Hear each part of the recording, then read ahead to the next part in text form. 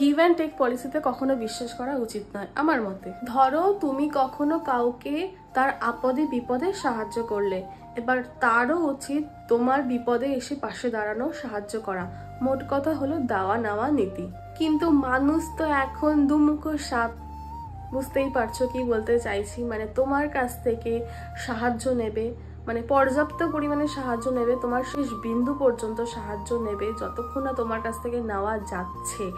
গরুতে যেমন দুধ দোয়, সেরকম দুধ দোয়ার মতন করে সমস্ত কিনে নেবে, নিয়ে তোমার যখন সময় আসবে তার থেকে সাহায্য পাওয়ার, তখন সে কি করবে?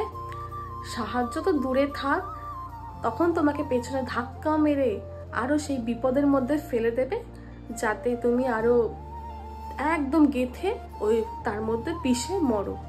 আমার মনে হয় যে তোমার কারোর থেকে সাহায্য বা উপকার না নেওয়াই উচিত, যতক্ষণ না তোমার শরীরে শেষ রক্তবিন্দু পর্যন্ত থাকছে, তোমার সেই কাজটি করার ক্ষমতা থাকছে।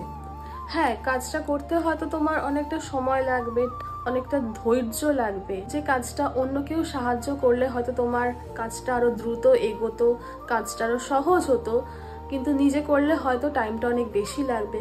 কিন্তু তুমি একটা সময় রিয়েলাইজ করবে যে তুমি নিজের গর্ব করে বলতে পারবে যে হ্যাঁ, আমি নিজের ক্ষমতায় করেছি, কারো সাহায্য ছাড়াই। ভুল করো, ঠিক করো, যাই করো, নিজে কিছু করার চেষ্টা করো। নিজে কারোর উপর দাঁড়িয়ে কাউকে ভর দিয়ে কিছু করার চেষ্টা করো না। পরবর্তীকালে কি হবে, সে তোমাকে খোটাই দেবে, খোটা ছাড়া অন্য কিছু দেবে না। তো নিজে কিছু করো, বুক বাঁচিয়ে বলতে পারবে যে হ্যাঁ, আমি এটা আমার নিজের ক্ষমতায় করেছি। টাইম লাগবে, সময় লাগবে, কিন্তু নিজের কাজ করার ক্ষমতাটাই আলাদা, নিজের জোরে কিছু করার ক্ষমতাটাই আলাদা। সুতরাং গিভ অ্যান্ড টেক পলিসি কথাটা একদমই বিশ্বাস করো না, সবই ভাওতা।